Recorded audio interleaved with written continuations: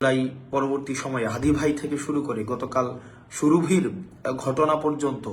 আমরা প্রত্যেকটা ঘটনাকে যদি আমরা নির্মোহভাবে দেখি তাহলে দেখব যে আসলে রাষ্ট্রযন্ত্র থেকে শুরু করে রাষ্ট্রের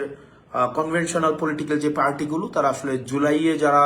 অংশগ্রহণ করেছে তাদেরকে আসলে কিভাবে দেখেন। আপনারা যদি মেহেদীকে দেখেন, হাদি ভাইকে দেখেন এবং সুরভির কার্যক্রমকে আপনারা যদি রাষ্ট্র কিভাবে সেইটিকে আমলে নিয়েছে এই জায়গাগুলো যদি দেখেন তাহলে দেখবেন যে জুলাই যারা অংশগ্রহণ করেছে রাষ্ট্রযন্ত্র তাদের প্রতি এক ধরনের বিদ্বেষমূলক একটা মনোভাব পোষণ করে এবং তারা একটা সুযোগের অপেক্ষায় রয়েছে যে একটা সুযোগে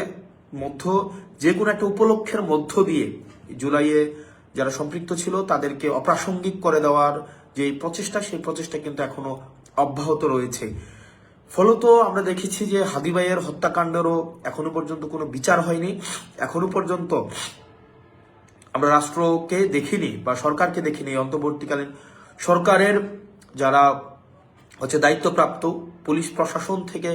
শুরু করে গোয়েন্দা সংস্থা যারা আছে এখনো পর্যন্ত আমরা দেখিনি কোনো ধরনের দৃশ্যমান কোনো ধরনের পদক্ষেপ নিয়েছে যেটির মধ্য দিয়ে আমরা মনে করতে পারি যে আপনার বিচারের অগ্রগতি রয়েছে। বিচারের অগ্রগতি তো হয়নি, বরং আমরা দেখেছি এই হাদি ভাইয়ের পরবর্তী ঘটনার পরে বেশ কিছু ঘটনা ঘটেছে যেগুলো উদ্বেগজনক। মেহেদীর ঘটনা, হবিগঞ্জের সুরভির ঘটনা, সেখানে আমরা দেখেছি আইন শৃঙ্খলা বাহিনীকে জুলাইয়ে যারা অংশগ্রহণ করেছে তাদের বিরুদ্ধে অবস্থান নিতে